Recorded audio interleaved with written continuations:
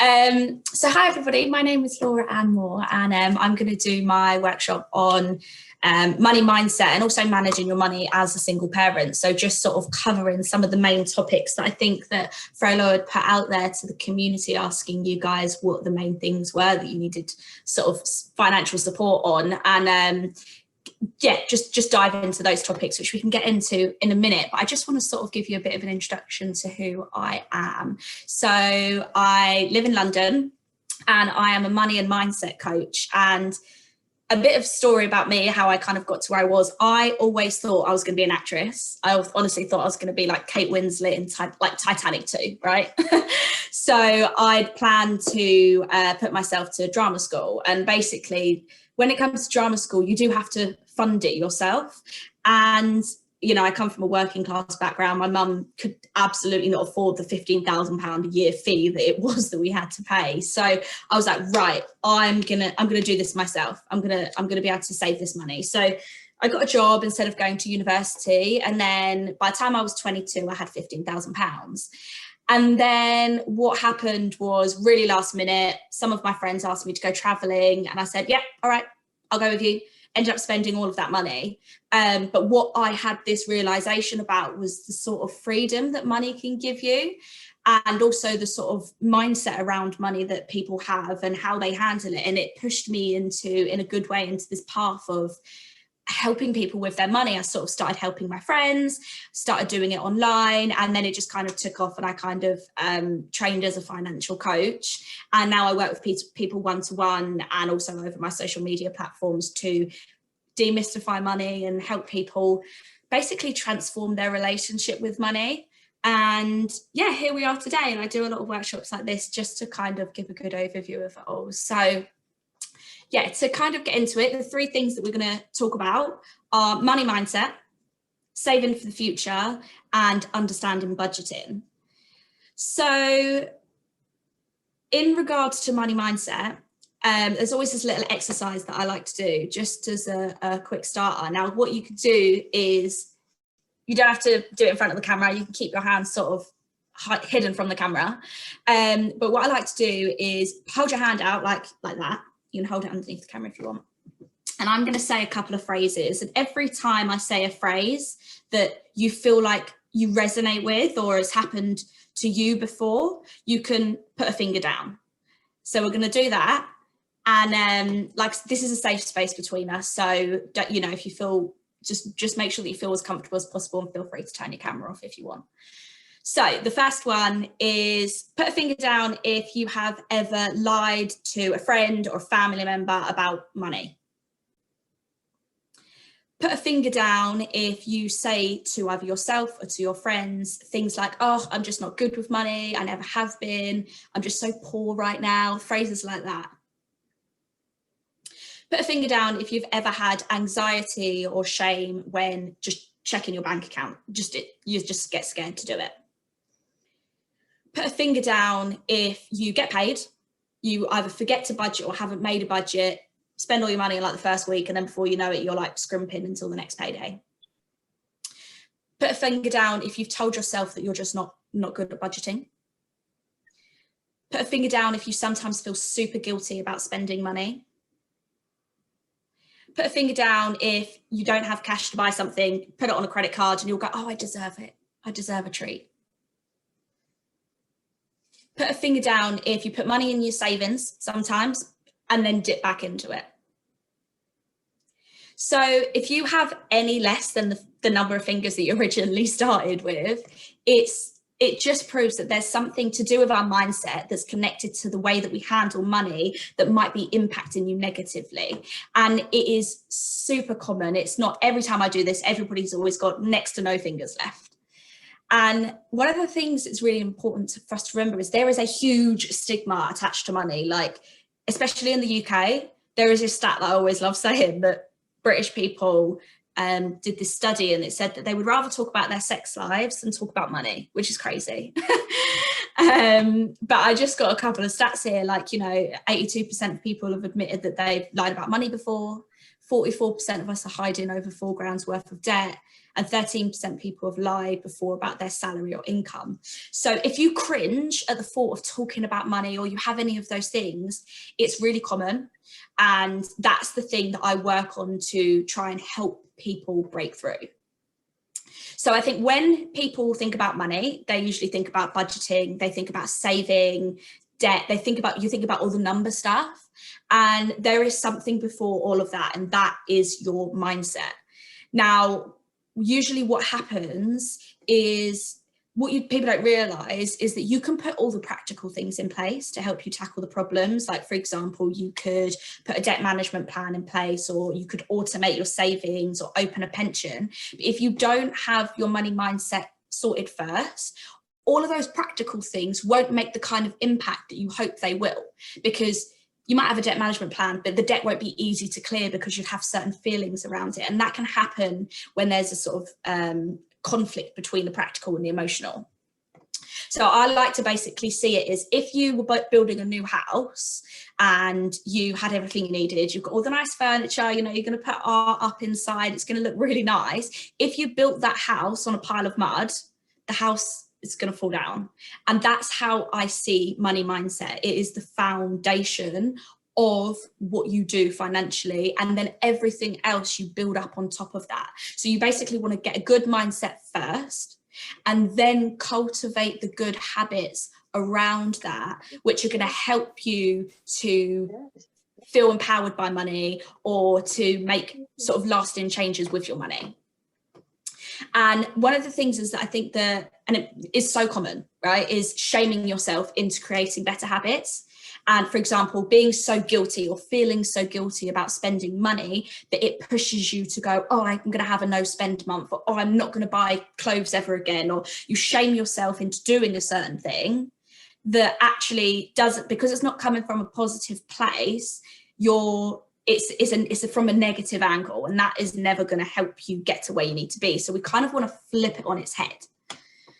So I just want to sort of like give a little bit of an intro about what money mindset actually is. So it's basically a set of beliefs about how we view money, and it affects everything. It affects how we think, how we feel about money, and how we handle our money. And it's usually made up of these 6 components. So our sense of identity about ourselves and money, our beliefs about money in the business, how we value our time, recognizing the value that we have to offer, our self-talk, and our sense of self-worth. So all of these things come together. And as we know, there is this sort of parallel between our experiences and our beliefs. So our experiences are created from our beliefs, but our beliefs are also created from our experiences. So when you're younger, you have all of these experiences, they impact, and then they manifest in a certain way as an adult. And that is what your money story is. And we'll come on to that shortly. And what we want to do is become aware of what our relationship with money is. So I don't know if this is something any of you have ever explored. And if you have or haven't, I'd love for you to share that in the chat box. But becoming aware of your relationship with money is so important, because basically a lot of the time what happens is we've got the right and the left side of our brain. The left side is logical, it's the rationale, and then the right side is the creative, it's the emotional. Now we think that we make decisions from the left side. We think, we're having a logical decision here. But what happens, especially when it comes to money, is we actually end up making the decision from the right side. So even if you know that you can't afford something, or even if you know that you shouldn't be buying a certain thing, usually the overarching emotion is what drives you to make that decision, which is why it's so important for us to become aware of that relationship. But the thing that I just want to sort of say is that money is not a reflection of who you are. So whether you have debt at the moment, or whether you don't, you have a low or no income, that your net worth isn't attached to your self-worth. It's something separate from us. Our money is not our identity. And I'm very much a believer that money is just an energy and it needs to flow. And what we need to do is to work towards having that healthy relationship with money. Now, I kind of like to see it as though like having a healthy relationship with a partner. Like if you it has to be a two-way street. You want to feel empowered, you want to feel happy, you don't want a toxic one that makes you feel like shit, basically. And you can only kind of start to recognize that with the self-awareness around how money makes you feel. And so bringing it around to talking about a money story. So that's one thing that we all have in common. We all have a money story. So up to the age of 8, which is so young, we are very impressionable, and however we were raised and whatever we were up to that age, that experience and the environment is what has an impact on our adult life. Because for example, if our parents were saying, you can't afford that, we can't afford that, put that down constantly, you will start to internalize that, and that makes up part of your money story. And then that builds a sort of scarcity mindset. And you get to the point thinking as an adult, oh, we couldn't afford that. And that is what's carried through to your adult life. So it's essentially the impact that your childhood has on your core memories of money. And for example, for me, it doesn't always mean that if your parents or guardians were bad with money, you're bad with money, or if they had a certain view, you had the same view. It is purely just, it has an impact, but that can happen for you in a different way. So with me, like I said earlier, my parents didn't have a lot of money. I had 3 brothers and sisters, and I remember it always being, a talking point, and not a very nice one. There was always arguments about money, talking about struggling to pay the mortgage, struggling to pay bills, and I was exposed to that from a really young age. So as soon as I started earning money at 16, I went completely the opposite way, and I just wanted to hold on to it all. I was like, I need to hoard this money. I need to keep myself safe. So the direct impact of that wasn't the fact that I was the same as my parents. It manifested for me in a different way. So one of the things that you can start to do is have a think about what your money story is. What types of things did you hear about money when you were growing up? What types of phrases did you hear? Do you remember having much money or not? Do you remember how much money your friends had? And if you felt different to them? And if you start to ask yourself those questions, and it can get sometimes really emotional, because we can have financial trauma from a young age, but it's good to start to become aware of it, because when you're then aware of it, that's when you can start to make changes to it and how it affects your life now. And some of the other ways that it can manifest for people is into being reckless and irresponsible, being in debt and struggling to get out, constantly borrowing from people, or even going the other way, like I was so tight and I didn't want to spend any of my money. So it's just something good to sort of become aware of. Now, after you have started to recognize how it makes you feel and what you think that your money story is, and that's a great way to do that is by journaling, is we want to start to change it so that we have a positive attitude towards money. So the way that we talk to ourselves and the way that we talk to other people is so important, because there's this sort of chain reaction that happens, right? We have a thought, and then that thought turns into what our language is and what our words are. And those words and actions turn into what our life is. So it goes in this theme, and that all stems from a feeling. So if we can start to change the feeling that we have towards money, and we can start to change the language that we use towards money, that will have a massively positive impact. And the same goes, for example, with the body positivity movement. If they wouldn't, when you're looking in the mirror and going, oh, I hate this part about myself, and I hate this and I hate that, that's something that, we have to move away from. We're told to start talking nicely to our bodies and, to feel better about ourselves. And the same thing goes for money. So if you're constantly saying things like, I'm bad with money, you will be, because it's going to become a self-fulfilling prophecy. Your brain will find things and evidence to prove that you are bad with money, and then the cycle repeats itself. So it's a starting point is with our words, and the great thing about that is it's a free place to start, because talking is free. So what we want to do, and this kind of comes down to anything really, but like the first step to solving really any problem we feel we have is to recognize that we might have one in the first place. And that's where the questioning comes in. Now, I know I mentioned about like asking yourself these questions. one of the best things to do that I found has been one of the best, most helpful tools for me has been journaling. Just taking a blank sheet of paper and just writing down an answer. You could go online and you can get journal prompts for this, or you can just write how you feel. And you ask yourself questions about your money story, but also about other questions. For example, like, how does it make you feel spending money? How does it make you feel receiving money? How does it make you feel when you think about earning money? So start to ask yourself these questions, and nobody has to look at your journal. You can write it down and you can burn it after if you really wanted. Nobody has to see it. So you can just write down whatever you're feeling. And the good thing about that is you can start to recognize patterns.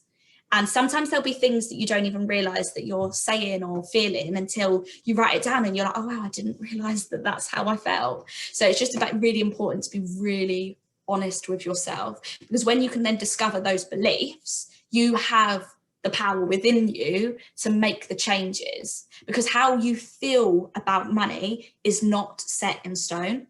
It can absolutely be changed. They're just beliefs, they're just words. So what you can start to do is replace them with positive affirmations that are going to start serving you. So one of the best things you can use, and I use loads of different positive affirmations with clients and even with myself to help me work through my own money blocks, is tell yourself a phrase, find a phrase that works for you and use it to propel you forward to using and having a positive attitude towards money. So things like, tell yourself that you're good with money, tell yourself that you can make money in your business, that you're in control of your situation, that you are worthy of having money, things like that. And sometimes they can feel a little bit awkward if you don't really use or haven't used affirmations before, because you feel like you're talking to yourself, right? But they are such a great way, even if you just use one. And they don't always have to be positive either. They could be neutral. So if you struggle, if you don't want to say, I am good with money, you could put the word, you could change it around and instead say, I am learning to be good with money. That slight change in language will help you build confidence to educate yourself and to make the changes you're hoping to make. And you could stick it up on your mirror, you could, you could save it as a background on your phone, have a constant reminder of it. And it sounds like a small change, but it will have a massive impact. And another thing that you can do once you've started to use positive affirmations is start to, when you figure out what your blocks are, use visuals, not just words, but visuals around the life that you want to create and things that you want to change, so that you can constantly see it. Because when our brains are seeing stuff visually every single day, we're internalizing it, and it doesn't give you that room to go back into old habits. So a lot of your beliefs are just habit. So, for example, if you've always just said, oh, I'm just really crap with money, if you fall into a habit of saying it, if you can have visual aids of pictures and things like that that show the life that you want to create, that will help you break the habit of talking badly about money and feeling bad about money. And yeah, over time, that is something that will change and is definitely sort of within your control. So let's move on to the next section. Which is about saving. So one of the things that we want to think about is how to optimize our finances for the future. Now, as single parents, you have, a lot of things on your plate, right? You have to be responsible for so many things, putting food on the table, getting the kids to bed, doing all of those things, as well as the finances. And whilst it can be really, I guess, not easy, it's not the word, but easy to want to give in, to give your kids everything in the now, like out and you see something that you want to buy or a certain thing in the now, we also want to think about what we can do for the future. So one of the best ways to do that is to set yourself some financial goals. And they don't have to be crazy, huge goals you feel like you're never going to achieve. You can start small. They could just be a yearly goal of educating yourself around something to do with, for example, investing for your child's future. Or it could just be that you've decided you really want to go on a family holiday and it's going to cost you £2,000, so that's your goal. They can be as big or as small as you want. But when we set ourselves a financial goal, starting that and having that somewhere that we can acknowledge allows us to not only break it down into smaller chunks. So if you actually set a monetary financial goal, for example, I know I need to save £5,000, for example, okay, well, broken down over 5 years, that's £1,000 a year, and then broken down, and you can break it down into a monthly or a weekly figure. So first of all, that helps you with the physical, the practical element. And then also having a financial goal will keep you motivated because you know what you're working towards. And when we do that, you can basically use the emotional side of that goal to keep you on track and to keep you motivated. Because what happens is when we attach emotion to something, to the reason you're saving, to the reason you're doing something, it will make it easier for you to save. So in that moment, if you're going to spend a bit of money that's outside of the budget or that you really feel like you shouldn't be and would rather save, if you didn't really have a reason for saving, it's easier to go, I'll just spend it now. If you have a clear-cut goal, you know how much you've got left to go to your savings goal, you know what that money's going on, in that moment, it will be easier to make the decision to save it over spend it. And one of the first things to start, which is something that I always recommend to people as a first saving goal, especially if you don't know where to begin, is having an emergency fund. Now, I think if this year is anything to go by, we all know how sort of unpredictable life can be. And one of the things that is real common, I've done a piece of research with a mental health charity about financial well-being and money and mental health. And one of the biggest stresses for people in the UK is money. And there is a massive correlation between money and lack of, or money struggles, and poor mental health. And one of the things that comes down to is not feeling secure, and having an emergency fund can give you that stability and that security. So what we usually say is to save enough money in cash in an easy access savings account. So not locked away in like a investment ISA or anything like that, but easy access to it that covers up to 3 to 6 months worth of living expenses. Now, this doesn't include your Netflix or your Sky or all the fun little luxuries, that we like to have in our life. It's literally like, if I lost my job or if my income was affected, I know that my family could survive for 3 to 6 months because we would have enough money for rent, food, bills, things like that. And that is the great thing about that is every time you save £1 towards that, it's an extra peace of mind that if anything happens, you have the money there to pay for said thing, and that you don't have to take out debt to clear potential bills that are coming in or any emergency. So that's definitely something that I would recommend being one of the first things to work towards. But if you're thinking, oh my God, like 6 months worth of living expenses, that is a massive chunk of money for me. I don't have any of that right now, and I don't know even how I'm going to get to that amount. Don't think about it as this entire thing where it's the goal is at the top of the stairs and you're at the bottom and you're looking up and you're like, oh, it's so hard to get there. Just think about it step by step.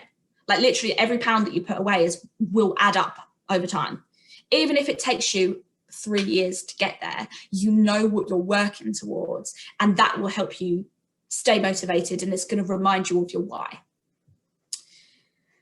So one of the things that I wanted to go through was kind of like some of the sort of elements and top tips when it comes to saving. So I saved, I've saved sort of today over £45,000. Obviously, I don't have children, so that is one of the biggest reasons, partly why.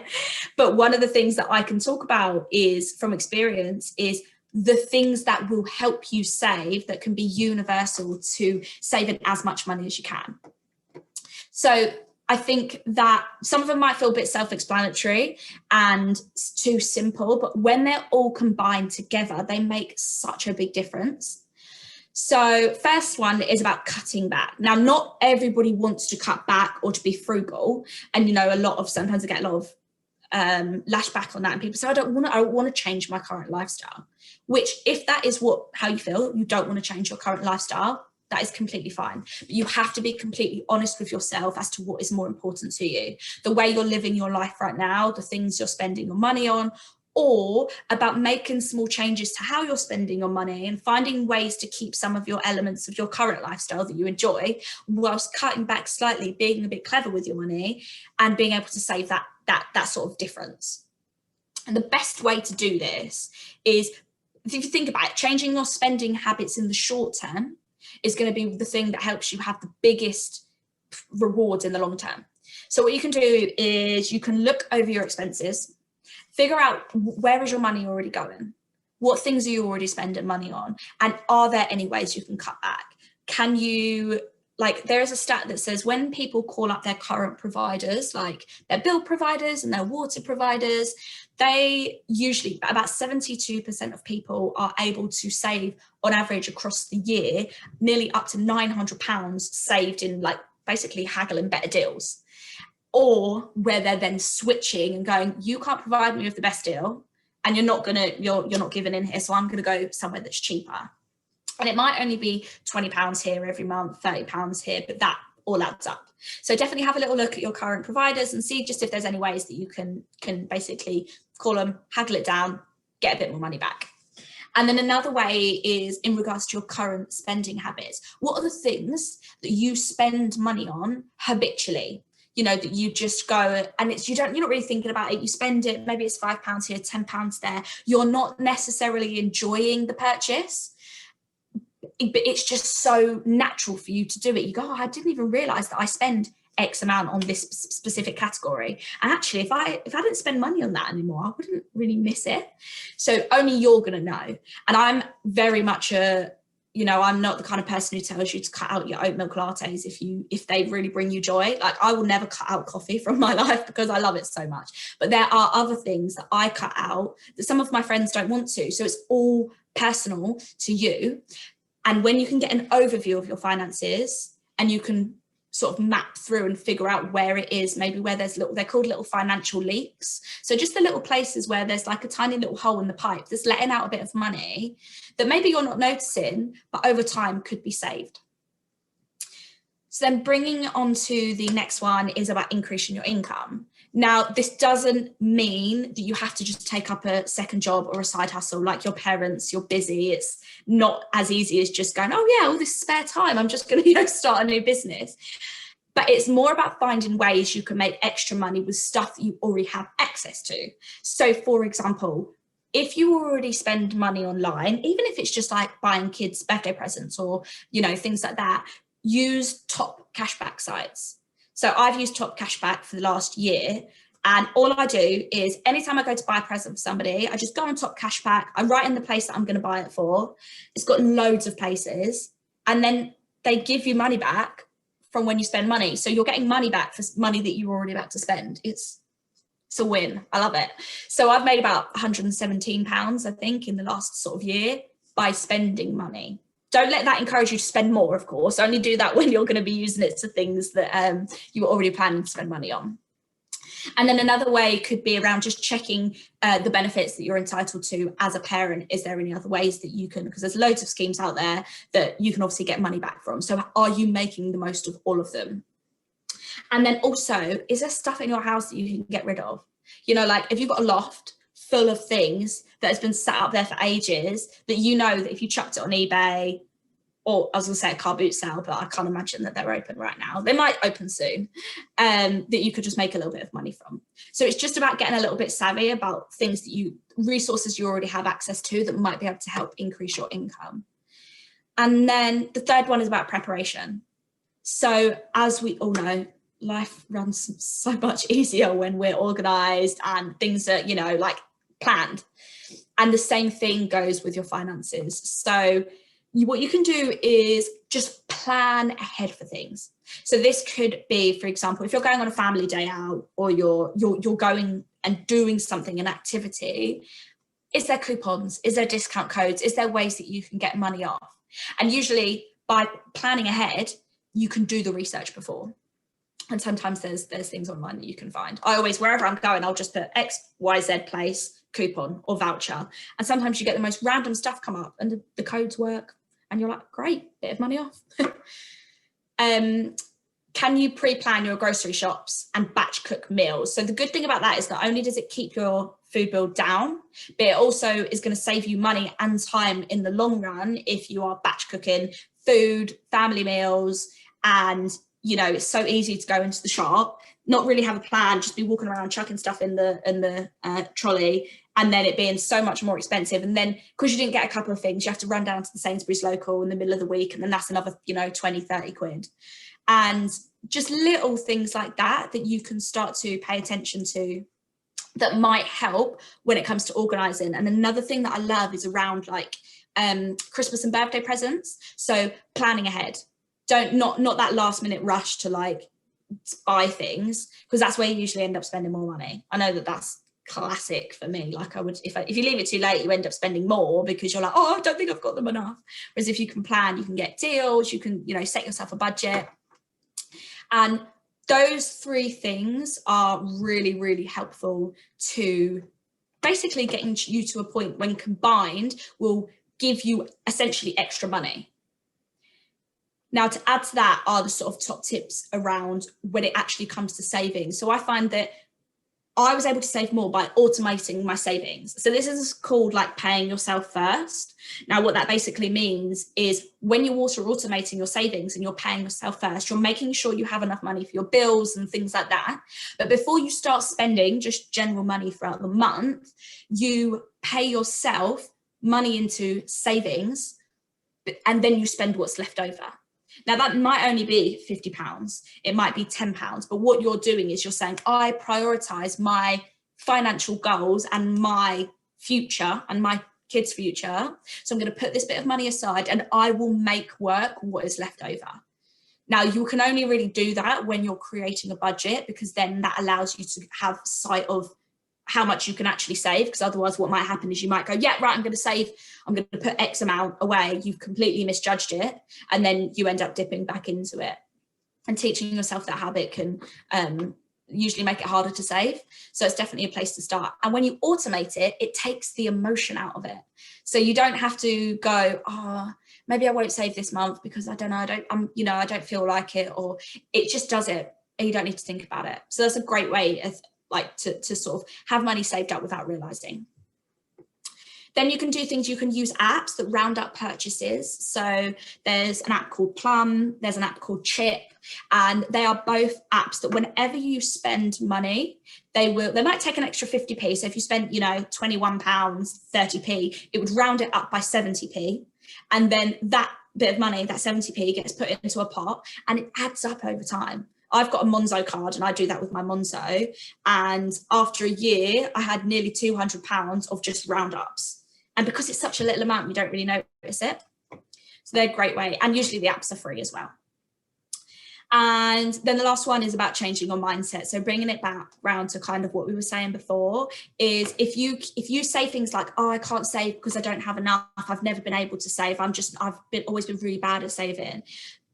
That will always be the case. What you need to do is give yourself evidence that you can save.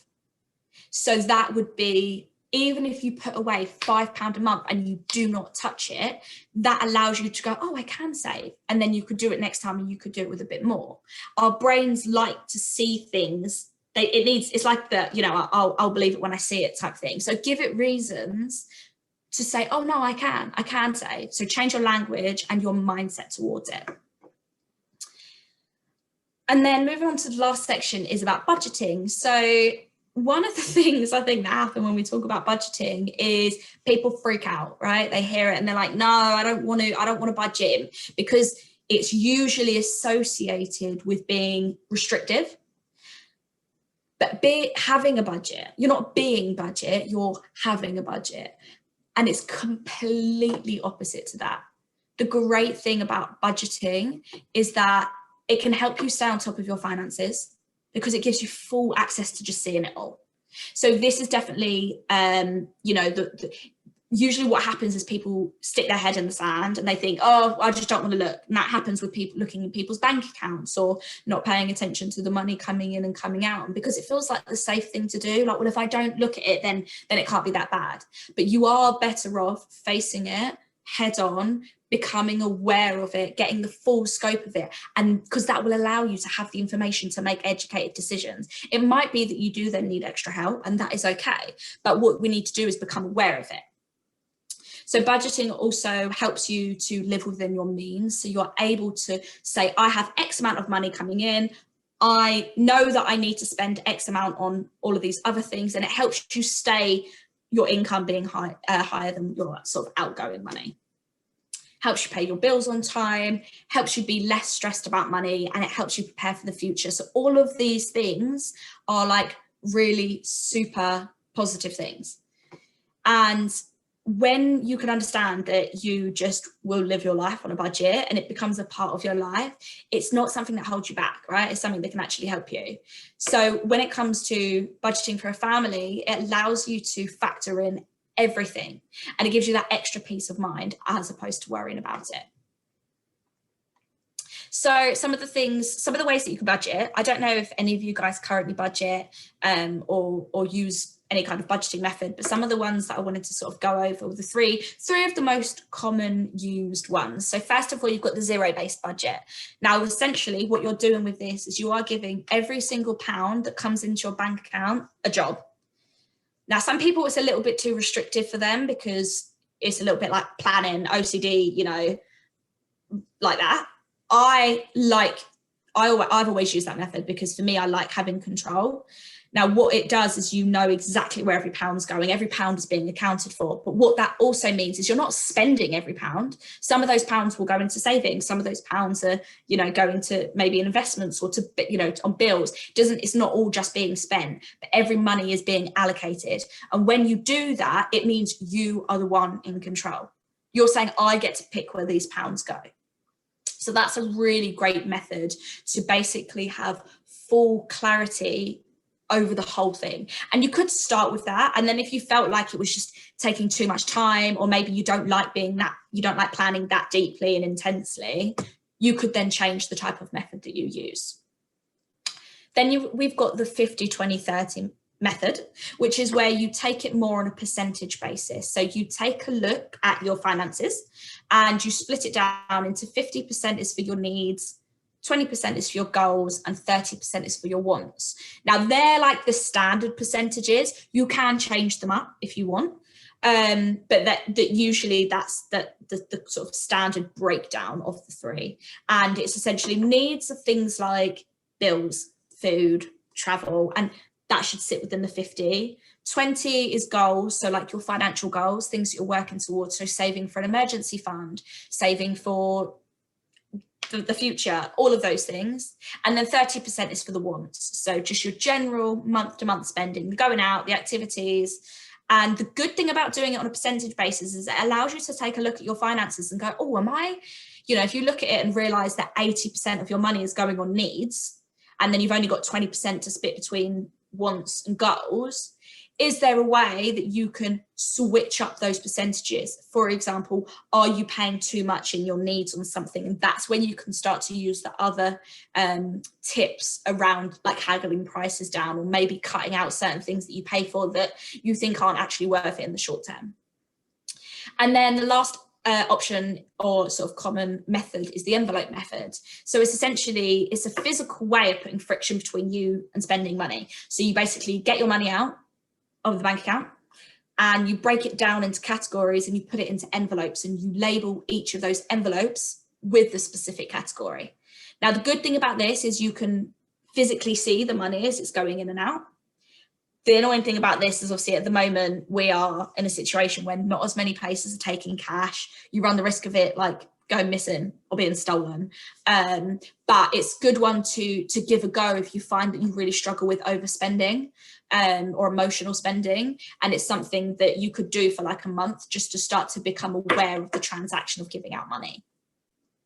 And they're just three methods that you could use. There are so many other methods you could use, like the 60% solution is one where you essentially have 60% of your money should go on your committed spending, your committed like payments, which is things that have to come out. So things that they're direct debits, standing orders. And then the remaining 40%, you have 10% that goes into future goals, like for the future, so like retirement and things like that. 10% goes into savings goals, so short-term, emergency fund. And then 10% goes on to wants. So that's things like just your general living, and then 10% is basically there for you to choose where it goes. So there's loads of different ways you can do it. It's just about becoming aware of which one you think might work for you. And if you do one of these budgeting methods and then you feel like it doesn't work for you, don't give up. Just go, do you know what? I'm going to try a different one. I'm going to give a different one a go, because there might be a better one out there for you. It's a little bit trial and error, actually, to get to kind of the one you want. And then what you should be doing, so there's two parts to budgeting. You have your forecasting and then your tracking. So your forecasting is where you sit down, and I'm going to say on payday, but not everybody gets paid every, on the same day every month. You might get paid weekly. You might be self-employed and get paid at random points. But either way, you sit down on a monthly basis, and you either know exactly how much is coming in, or you might have to guesstimate and say, I know I get X amount every week, times that by 4. I think roughly I'm going to get about this much this month. And then the forecast is you breaking it down. This is how I think the month's going to go. This is where I think I need to spend money. I know that we've got, I've got a dentist appointment. I know that I need to buy your child some new shoes. They're all things that you need to pay for, and you can plan your month out. Now, as we know, not everything always goes to plan across the month.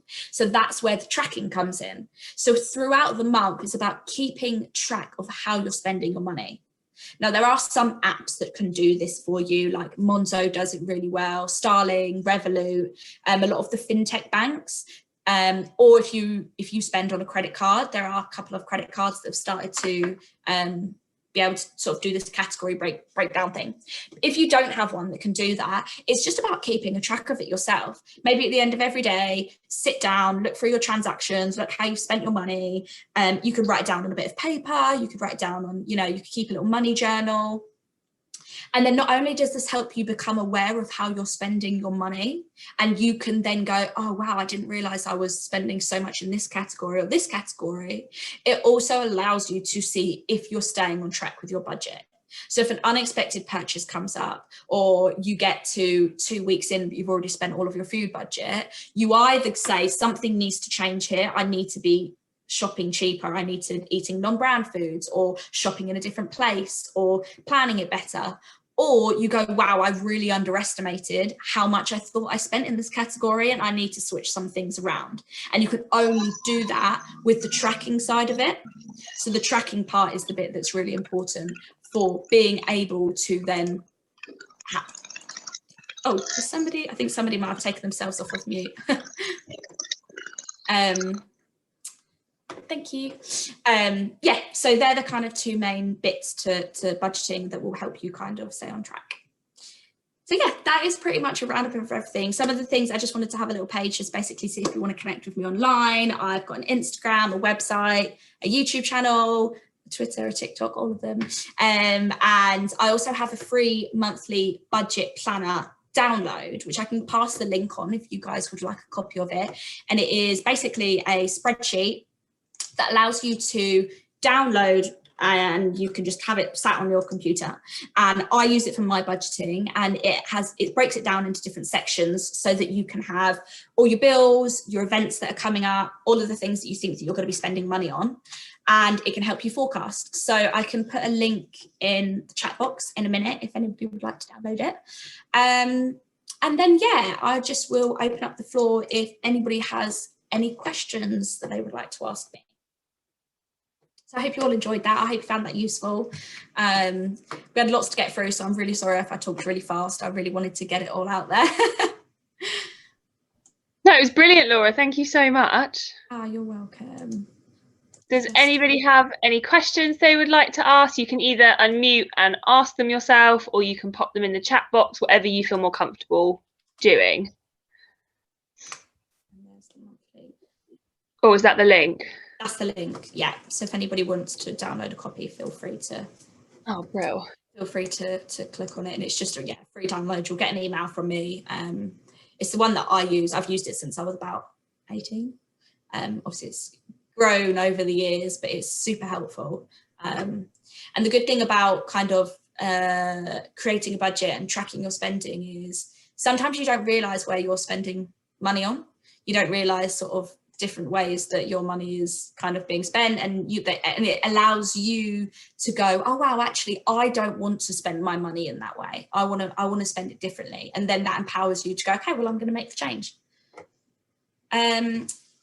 Question from Lucia, I hope I said that name right. How does one forecast how much one needs to save for retirement years?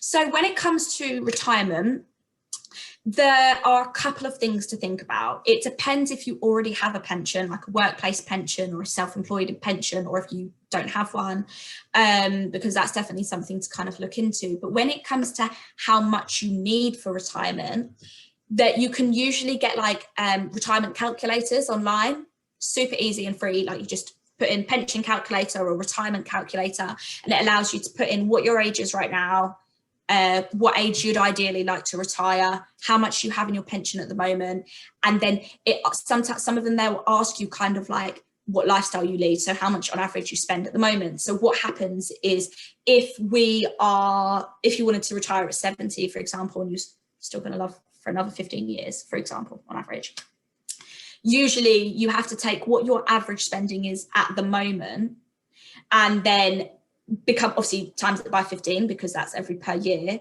And then to get to that pension pot, depends what pension you end up getting, because obviously when you have a pension, your money is invested. So the best thing to do is to go get a pension calculator, and then usually it'll tell you how much you need to save every month to live the kind of life that you want to live. So that sounds like a really roundabout way, but because it's so specific to you as an individual, because some people don't want, some people want to be able to go on cruises and holidays and want a really lavish retirement. Some people don't, and they're happy to just, have enough to do a couple of nice things. So it depends what you want and how much you already have in your pension. So if you just put in pension calculator in Google, you should be able to do all the calculations quite easily through that. So I hope that helps. I hope that answered. Jen, can you say a little bit more about how things might be different for single parent income with one income, and how we can deal with that? In my case, I'm self-employed, so there are a lot of balls in the air. Yeah, so with it being single parent, it's important that you have complete awareness of all of the money that you have coming in versus all of the money that you have coming out. So if you feel like it's all balls in the air at the moment, the best thing to do is just to like have a day. So I like to call it having a money date. Kids are in bed, get yourself a tea or a wine, put some candles on, whatever, get really comfortable, put your PJs on, and then get everything financial related out on the table. Figure out what is the landscape, what is going on, and then you can start to map it all out. Then that allows you to go, the way that I'm living isn't obviously as sustainable, or I've got a low income, so I know that I need to make the most of X, Y, and Z. But you can only do that by having full transparency.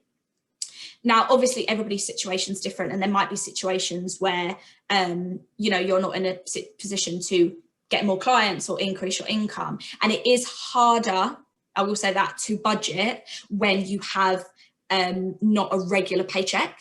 Now, I do have some content around how to budget if you're self-employed, which I can pass on to Frolo, and it can be sent out to you guys. But the thing to do is to try and estimate what you think you're going to make over the month. So take a look back over at the last few months and just average out, what on average, how much have I made? So then that will give you that number. And then figure out exactly what numbers have to come out. So what bills at exactly what amount on exactly what dates. And then the variable expenses, so the things like how much on average do you spend on food. And that's when you can start to implement the things that we were talking about before, about different ways that you can cut back and save money.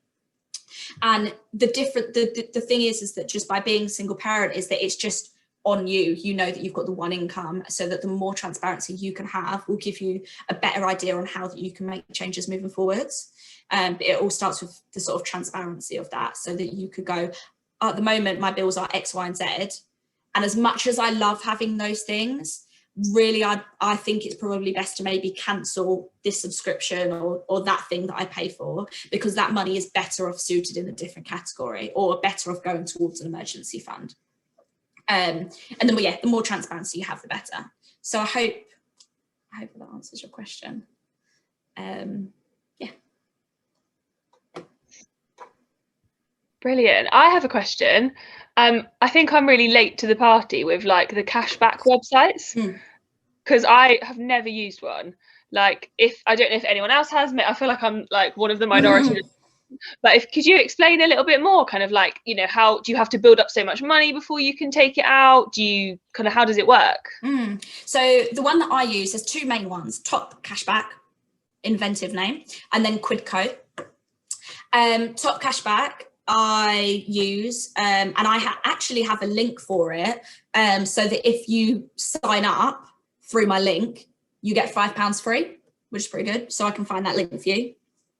But as soon as you could, the way that it works is you go onto the website, so you have to have a clean, like, open up your Google Chrome or your Internet Explorer, and it's a blank slate. You go into Top Cashback and it'll have a little search function, and it shows you all the ones. And let's just say you were about to use Not on the High Street, just for example, because I did that just before we jumped on this. So that's an example. And I know that it's exactly 7.7% cashback.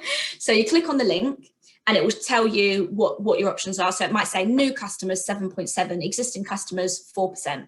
You click on it and it will pop up a little page, and then it pops up a new tab. When that tab is open, and it will take you through to Not on the High Street, you do your shop like normal. So you just go through, put whatever you want in your basket, check it out, etc. Now, what Top Cashback has done is it has memorized that you've gone through that link. And then when you make a transaction, the data like feeds back to Top Cashback, like, yeah, she made a purchase, came to £20, and then it gets logged, and then you have a page which is like your wallet, and it will have pending orders. So it'd say Not on the High Street, Laura spent £20, she's going to get £3 back. That's not 7%, but it's fine. And then it would say pending, and then it takes a few days, sometimes a week, depending on timing, for it to say accepted. Then it shows up in your account as money, and then after a certain period of time, you can then withdraw it. Now, you don't have to have a certain amount, not that I'm aware of, I don't think you have to have a certain amount in there to withdraw. I think it might be like over £5. But yeah, it's one of those things where when you remember to do it, it becomes a massive habit just every time. So if there's something you can put, like if you online shop a lot, if you can put like a reminder, maybe have it as one of your bookmarks, every time you go to your computer and you click on a box, you'll then go, oh yeah, Top Cashback. Because I've done it a couple of times where I've forgotten, and then I've been really gutted. But if you, the more you can remember. So it's really simple and straightforward. It does it all for you. You basically just go to the website through their website. And there is an app as well, so you could download it to your phone. And Jen said Green Gin is a cashback app for supermarkets and work in the same way. Amazing. Yeah, so there are quite a few out there that you can use, and I think they're so helpful. And it's one of those things, like for me, I find that a lot of my saving comes from, aside from the kind of main automated goes into my savings account, I have lots of different little pots of money. So I have a physical money pot that I've kept for years, and anytime I use cash, which is a lot less now, but anytime I used cash, if I had a couple of pounds left over, I would just pop it in the pot. And when I moved flats or houses a few months ago, I thought, oh, I'll have a look at it. I'd had it for about 3 years, and I'd saved about £400. So that was like one avenue. Then I had my Monzo, which rounds up my purchases. So that was another one. And I have a chip savings account, and that rounds up my purchases and puts that in savings accounts too. So it's all of these little ways that it takes a little bit of money. Now, if you do the zero-based sum budgeting, obviously you're going to be a lot more aware of exactly where every pound is going. So the roundups might not always work, because that might throw your budgeting off. So it's just about figuring out which one works for you. And somebody said, do we have these in Ireland? Oh, that's a great question. I think so, but don't hold me to that. I imagine they might have an Irish version. I think Top Cashback is just worldwide, I think. Somebody says, just one thing to watch out, Top Cashback purchases through iPhones are not always recorded. Oh, that's interesting. Yeah, I may mostly only use it through the through the website. Although, to be fair, there have been a couple of times where I've used it and then it didn't record it. But because I went back and I said, look, I've made this purchase. You can see it was around the same time that I clicked on it, and then they still honoured it. So it's always worth asking and dropping them a message. And sometimes their sort of customer service is quite good. So yeah. Does anybody have any more questions? I mean, if you think of ones after you're in bed later and you go, I really wish I'd asked this, my DMs on Instagram are always open. You're more than welcome to email me. They're probably the best two ways to get in contact with me.